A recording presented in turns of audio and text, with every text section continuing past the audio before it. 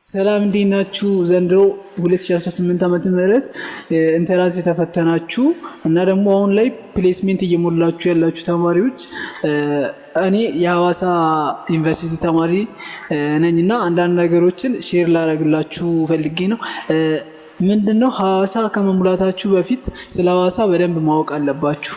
ሐዋሳ ፈርስት ጀነሬሽን እንደመሆኑ መጠን ጠጠር ይላል ትምህርት አሰጣጣቸው፣ ጠንከር ይላል ፈተናቸው ደግሞ ጠጠር ያለ ነው እና ደግሞ እንደሌላ ግቢ ሲኦሲ ፈተና የለም።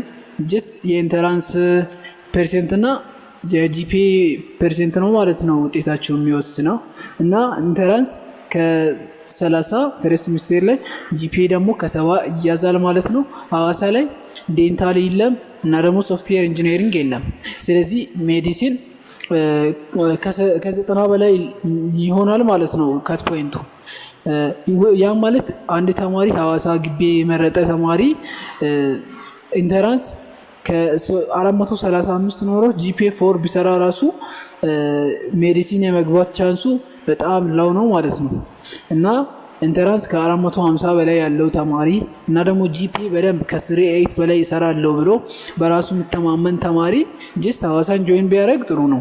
ግን 300 ምናምን ይዛችሁ 420 410 ምናምን ይዛችሁ ሐዋሳ ባትገቡ ፐርሰናሊ ማለት ነው ባትገቡ ጥሩ ነው። ጀስት ውጤታችሁን ማሻሻል ትችላላችሁ። ነገር ግን አብዛኛው ተማሪ ኢንተራንስን ከ500 በላይ የሰራ ተማሪ ነውና ሐዋሳ የሚገባው ለዛ በጣም ኮምፒቲሽን ይበዛል። ለዚህ ሜዲሲን ላይ፣ ፋርማሲ ላይ፣ አነስቴዥያ ላይ በጣም ኮምፒቲሽን ይበዛልና ለነዚያ በደንብ ተዘጋጅታችሁ ብትመጡ ጥሩ ነው እና ደግሞ ሐዋሳ ትምህርት ፈተናቸው ይከብዳል፣ በጣም ይከብዳልና ጀስት እንደሌላ ግቢ አይደለም። እኛ የሌላ ግቢ ፈተና እየሰራን ነበርና ፈተና ይከብዳል።